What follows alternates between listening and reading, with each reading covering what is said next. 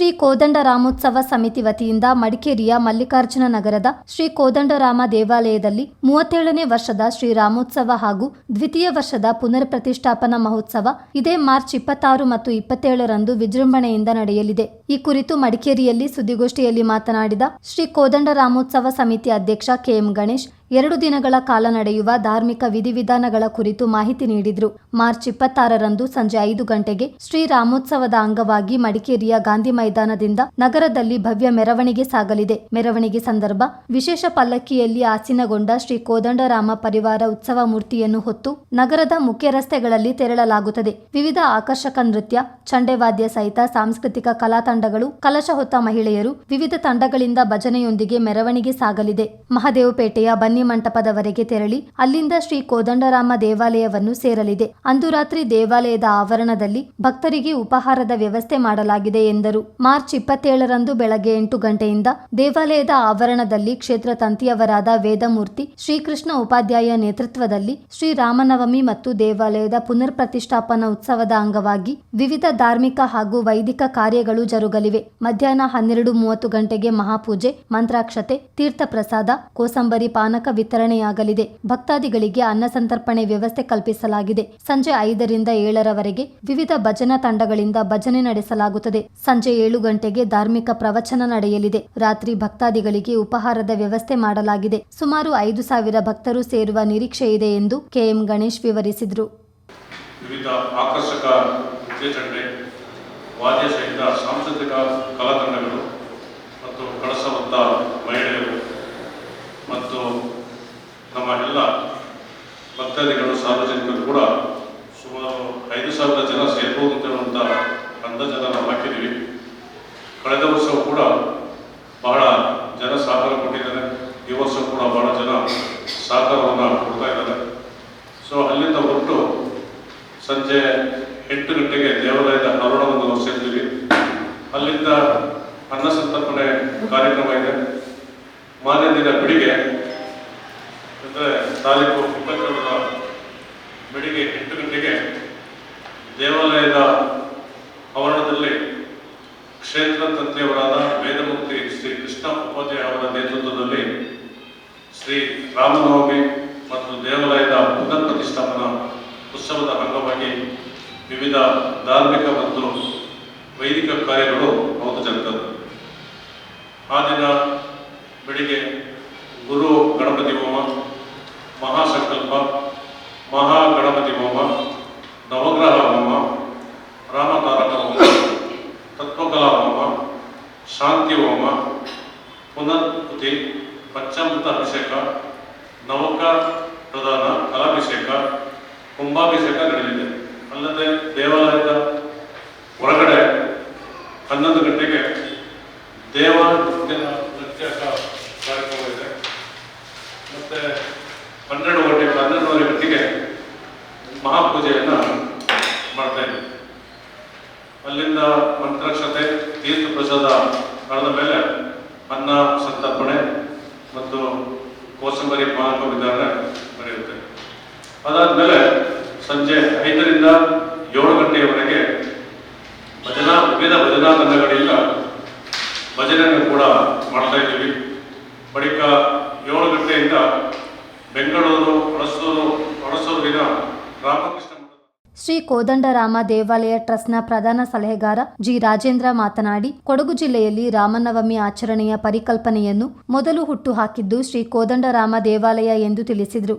ರಾಮೋತ್ಸವದಲ್ಲಿ ಎಲ್ಲ ಸಮುದಾಯದ ಮಂದಿ ಪಾಲ್ಗೊಳ್ಳಲಿದ್ದಾರೆ. ರಾಜಕೀಯ ರಹಿತವಾಗಿ ಯಾವುದೇ ಪ್ರಚೋದನೆ ಇಲ್ಲದೆ ಸೌಹಾರ್ದಯುತವಾಗಿ ಕಾರ್ಯಕ್ರಮಗಳನ್ನು ಆಯೋಜಿಸಲಾಗಿದ್ದು ಅನ್ನ ಸಂತರ್ಪಣೆಗಾಗಿ ಭಕ್ತರಿಂದ ಅಭೂತಪೂರ್ವ ಸಹಕಾರ ದೊರೆಯುತ್ತಿದೆ ಎಂದರು. ಲಕ್ಷ್ಮಣ, ಸೀತಾ ಹಾಗೂ ಆಂಜನೇಯ ಸಹಿತರಾಗಿ ಮಲ್ಲಿಕಾರ್ಜುನ ನಗರದಲ್ಲಿ ನೆಲೆ ನಿಂತಿರುವ ಶ್ರೀ ಕೋದಂಡರಾಮನಲ್ಲಿ ವಿಶ್ವಶಾಂತಿಗಾಗಿ ಪ್ರಾರ್ಥಿಸಲಾಗಿದೆ. ವಿಶ್ವ ಕಲ್ಯಾಣಕ್ಕಾಗಿ ಪ್ರಾರ್ಥಿಸುವುದು ನಮ್ಮ ಸಂಕಲ್ಪವಾಗಿದೆ ಎಂದರು. ನಾವು ಇಷ್ಟೇ ಜನ ಇದ್ದೀವಿ.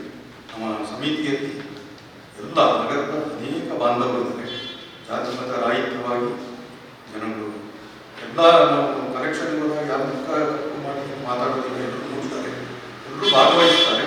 ಮತ್ತು ಮೆರವಣಿಗೆ ಭಾಳ ವಿಜೃಂಭಣೆಯಲ್ಲಿ ನಡೀತಾ ಇದೆ. ಸಲ ಮೆರವಣಿಗೆ ಅನೇಕ ಕಲಾ ತಂಡಗಳು ಭಾಗವಹಿಸಿ ನಮ್ಮ ಮತ್ತು ಇನ್ನೊಂದು ಸೌಹಾರ್ದವಿದೆ. ಇಲ್ಲಿ ಯಾವುದೋ ಒಂದು ಪ್ರಚೋದನಕಾರಿಯಾದಂಥ ವಿಚಾರಗಳೇ ಇಲ್ಲ. ಏಕೆಂದರೆ ಎಲ್ಲ ವಿಭಾಗದ ಜನರು ನಮ್ಮ ಬಂಧುಗಳು ಅಂತ ಹೇಳುವಂಥ ಒಂದು ಸೌಹಾರ್ದಯುತ ವಾತಾವರಣದಲ್ಲಿ ಈ ಕೋದಂಡರಾಮದಲ್ಲಿ ಇಷ್ಟು ವರ್ಷಗಳಿಂದಲೂ ನಡೆದು ಬರ್ತಾ ಇರುವಂಥದ್ದನ್ನು ಎಲ್ಲರಿಗೂ ಗೊತ್ತು. ಪೊಲೀಸ್ನವರು ಮತ್ತು ಅನ್ನ ಸಂತರ್ಪಣೆ ಬಹಳ ಮುಖ್ಯ ದೇವಾಲಯಗಳಲ್ಲಿ.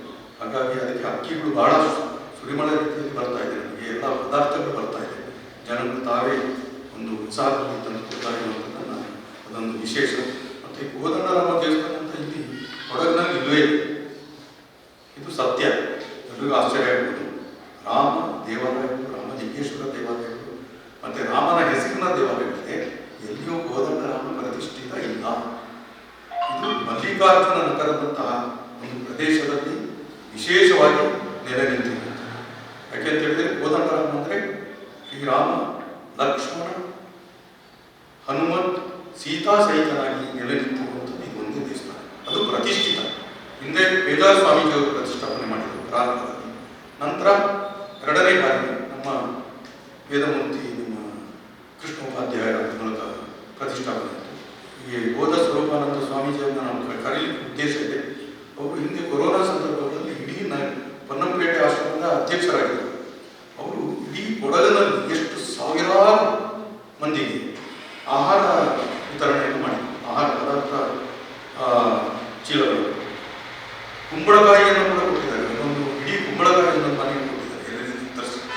ಅವರು ಕೇಳಿಕೊಂಡು ನಮ್ಮ ದೇವಾಲಯಕ್ಕೆ ಬಂದು ಅಲ್ಲಿರುವಂಥ ಎಲ್ಲ ಬಂಧುಗಳಿಗೆ ಎರಡೆರಡು ಬಾರಿ ಆಹಾರ ಪದಾರ್ಥವನ್ನು ವಿತರಣೆ ಮಾಡಿದ್ದಾರೆ. ಅವರು ಸ್ವಾಮೀಜಿ ಅಂದರೆ ಮಡಿಗೆ ಅಂಥದ್ದು ಸ್ವಾಮೀಜಿಗಿಂತ ಜಾಸ್ತಿ ಅವರು ಸಾರ್ವಜನಿಕರೊಟ್ಟಿಗೆ ಮಿಳಿತಗೊಂಡು ಅವರ ಜೊತೆಗೆ ತಾನು ಒಂದು ಬಂಧವಾಗಿ ಮಾಡುವಂಥ. ಹಾಗಾಗಿ ಅವರನ್ನು ಪ್ರವಚನಕ್ಕೆ ಸದಾ ಕರೆಸಿದ್ವಿ.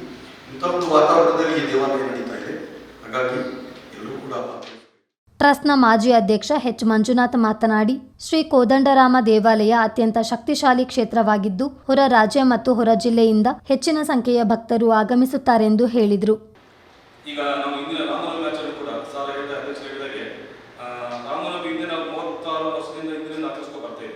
ಕಳೆದ 2 ವರ್ಷ ಅಂತಂದ್ರೆ ನಮ್ಮ ಪ್ರತಿಷ್ಠಾಪನೆ ಪುನಃ ಪ್ರತಿಷ್ಠಾಪನೆ ಆಗಿ ಹೊಸ ನವೀಕೃತಗೊಂಡ ದೇವಾಲಯ ಪುನಃ ಪ್ರತಿಷ್ಠಾಪನೆ ಆದ ನಂತರ ನಾವು ನಮ್ಮ ಅಧ್ಯಕ್ಷರಿಗೆ ಒಂದು ಪ್ರೇರಣೆ, ಅದು ಹಿಂದೆ ನಾವು ರಾಮನವಮಿ ಕೂಡ ಬಹಳ ವಿಜೃಂಭಣೆ ಆಚರಣೆ ಮಾಡ್ಕೊಂಡು ಬರ್ತೇವೆ. ಸುಮಾರು 3-4 ವರ್ಷ ನಾವು ಆನೆ ಅನ್ನೋದನ್ನು ಕೂಡ ಹೊಸ ಮೂರ್ತಿಯೊಂದಿಗೆ ಆನೆಯನ್ನು ನಗರದ ಮುಖ್ಯ ಬೀದಿಗಳಲ್ಲಿ ಮೆರವಣಿಗೆ ಮಾಡಿ ನಿದರ್ಶನಗಳು ಸಾಗಿಸ್ತಿದ್ದೇವೆ ಮತ್ತು ವಿಜೃಂಭಣೆಯ ಕಲಾತಂತ್ರಗಳು ತಂದಿದ್ದೇವೆ. ಅದೇ ರೀತಿ ನಮ್ಮ ಅಧ್ಯಕ್ಷರಿಗೆ, ನಮ್ಮ ಈ ಸಾಲಿನ ಅಧ್ಯಕ್ಷರಾದ ಗಣೇಶರವರಿಗೆ ಒಂದು ಪ್ರೇರಣೆ, ನಾವು ತಾನಾಗಿ ಏನು ಮಾಡ್ಲಿಕ್ಕೆ ಆಗೋದಿಲ್ಲ, ಇದೆಲ್ಲ ದೈವ ಸಂಕಲ್ಪ ಅಂತ ಹೇಳ್ತಾರೆ. ಇದೊಂದು ಪ್ರೇರಣೆಯ ಅನುಸಾರವಾಗಿ ಕಳೆದ ವರ್ಷ ಈ ಒಂದು ಕಾರ್ಯಕ್ರಮ ಆಚರಣೆ ಪುನಃ ಈ ಥರ ಪ್ರೇರಣೆ ಇದೆ. ನಾವು ಒಂದು ಕಾರ್ಯಕ್ರಮ ಮಾಡುವಂಥ ಒಂದಷ್ಟು ಡಿಸ್ಕಷನ್ ಬರುವಾಗ ಇಲ್ಲ ಇದು ಒಳ್ಳೆಯ ಕೆಲಸ ಆಗ್ತದೆ, ಇಡೀ ಮಡಿಕೇರಿ ನಾವು ಎಲ್ಲರನ್ನ ಸೇರಿಸಿಕೊಂಡು ಈಗ ಸಮಾನ ಮನಸ್ಕರ ಒಂದು ವಾತಾವರಣ ಕ್ರಿಯೇಟ್ ಆಗ್ತದೆ, ಎಲ್ಲರೂ ಸೇರಿಕೊಂಡು ಚೆನ್ನಾಗಿರುತ್ತೆ ಅಂತೇಳಿ ಒಂದು ಒಳ್ಳೆಯ ಉದ್ದೇಶದಿಂದ ಈ ಒಂದು ಕಾರ್ಯಕ್ರಮ ಕಳೆದ ವರ್ಷ ಸ್ಟಾರ್ಟ್ ಮಾಡ್ತೀವಿ. ಕಳೆದ ವರ್ಷ ಕೂಡ ಬಹಳ ಅದ್ದೂರಿಯಿಂದ ಈ ಒಂದು ಕಾರ್ಯಕ್ರಮ ಯಶಸ್ವಿ ಆಯಿತು. ಅದೇ ರೀತಿ ಈ ವರ್ಷ ಕೂಡ ನಾವು ಸಾಕಷ್ಟು ಕಲಾತಂಡಗಳನ್ನ ಜಿಲ್ಲೆಯ ಮತ್ತು ರಾಜ್ಯದ ಹೊರಗಡೆ ಕೂಡ ನಾವು ಸಾಕಷ್ಟು ಕಲಾತಂಡಗಳನ್ನ ಈ ಬಾರಿ ಮಡಿಕೇರಿಗೆ ಸಾಂಪ್ರದಾಯಿಕ ಕಲಾತಂಡಗಳನ್ನ ಮಡಿಕೇರಿಗೆ ಪರಿಚಯಿಸಿದ್ದೇವೆ. ಅದರೊಂದಿಗೆ ಹಾವೇರಿ ಆಗಿರ್ಬೋದು, ಕೇರಳದಿಂದ, ತಮಿಳುನಾಡಿನಿಂದ ಅಥವಾ ಇತರೆ ಜಿಲ್ಲೆಗಳಲ್ಲಿ ಕೂಡ ಸಾಕಷ್ಟು ಕಲಾತಂಡಗಳು ಬರ್ತವೆ. ಅದರೊಂದಿಗೆ ನಗರದ ವಿವಿಧ ಆಟೋಸ್ ತಂಡ ಆಗಿರ್ಬೋದು, ಆಂಜನೇಯ ಟೆಂಪಲ್ ಪಕ್ಕದಲ್ಲಿರುವ ತಂಡದ ಒಂದು ಸಂಘದಿಂದ ಕೂಡ ನಮಗೆ ಮಂಟಪವನ್ನು ಅಲಂಕಾರ ಮಾಡ್ತಾ ಇದೆ. ಮತ್ತು ಕೆಲವು ದೇವಸ್ಥಾನಗಳು ಕೂಡ ಈಗ ದಶಮಂಟಪ ಕೂಡ ಮನೆ ಮೇಲೆ ಸಲ್ಲಿಸ್ತೀವಿ. ಹಾಗೆ ಸಾಕಷ್ಟು ದೇವಾಲಯಗಳು ನಮ್ಮ ಒಂದು ಮನವಿಗೆ ಪುರಸ್ಕರಿಸಿ ಅವರು ಕಲಾತಂಡ ಒಂದು ಮಂಟಪವನ್ನು ಈಗಾಗಲೇ ಮಾಡ್ತಾ ಇದ್ದಾರೆ. ಅದನ್ನು ನಮ್ಮ ದೇವಾಲಯ ಕೂಡ ಒಂದು ವಿಶೇಷವಾದ ಆಕರ್ಷಕ, ಅದಕ್ಕೆ ಯಾವುದೇ ಚಲನವಲನ ಇಲ್ಲದೆ ಒಂದು ವಿಶೇಷವಾದ ಆಕರ್ಷಣೆ ಒಂದು. ಸುದ್ದಿಗೋಷ್ಠಿಯಲ್ಲಿ ಸ್ವಾಗತ ಸಮಿತಿ ಅಧ್ಯಕ್ಷ ವಿಎಸ್ ವಿನೋದ್ ಕುಮಾರ್, ಶ್ರೀ ಕೋದಂಡರಾಮ ದೇವಾಲಯ ಟ್ರಸ್ಟ್ ಅಧ್ಯಕ್ಷ ಎಚ್ಎನ್ ನಂಜುಂಡ, ಶ್ರೀ ಕೋದಂಡರಾಮೋತ್ಸವ ಸಮಿತಿಯ ಪ್ರಧಾನ ಕಾರ್ಯದರ್ಶಿ ಬೊಳ್ಳಜಿರ ಬಿ ಅಯ್ಯಪ್ಪ ಹಾಜರಿದ್ದರು. ಚಿತ್ತಾರ ನ್ಯೂಸ್, ಮಡಿಕೇರಿ.